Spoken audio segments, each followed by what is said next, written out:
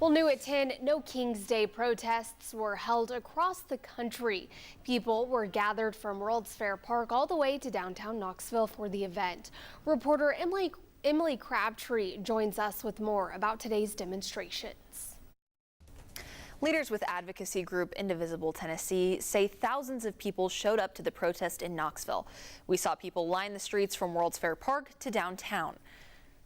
Many demonstrators told us this protest shows how many people are not in agreement with the way the country is being run. They say that while they were expecting big crowds, they were pleasantly surprised by how much support was shown today. People look around, Knox County certainly is a mostly Republican county, and so I think people think they don't have a voice here.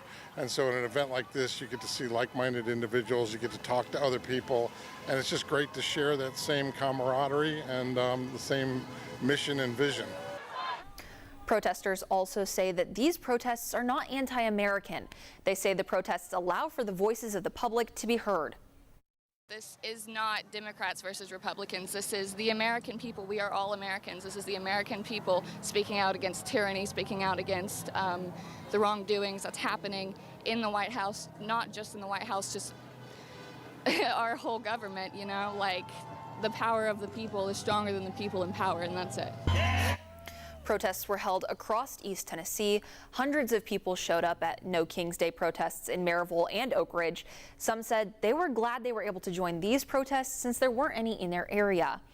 Now 10 News reporter Lauren Lovett was with me at this protest. Lauren, you spoke with a young man who comes out to these things often.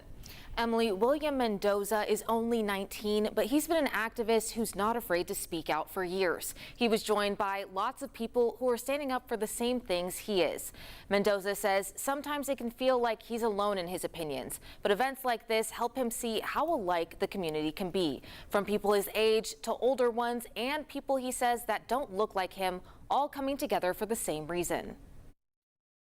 You know, I'm a proud Hispanic. Yesterday I was at the ICE protest, and a lot of Hispanics or a lot of people who are immigrants that might be here documented think that they're safe, and they're not, because we've seen across the nation how some people who are still documented are being arrested, are being detained.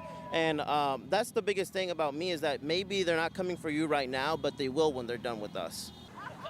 He says while it's great to see such a big turnout, it's sad knowing how many people have protested for years and still have to now. Polly Doka is a grandmother who says she protested today to keep the freedoms her father fought for around for her grandchildren to enjoy. My hopes for today is that someone will look at things as they are instead of the way that he would want them to be.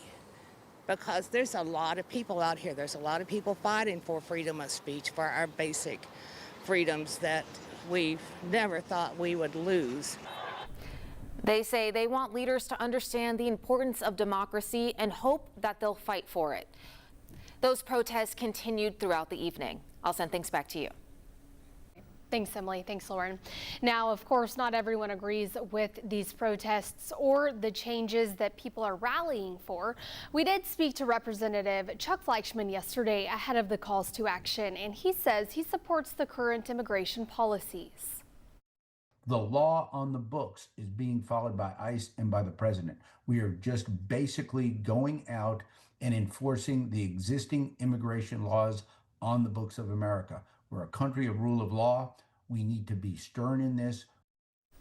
Fleischman says that he and his Republican colleagues thanks Donald Trump for his efforts last night. On your screen right now is footage from the LA protest earlier today.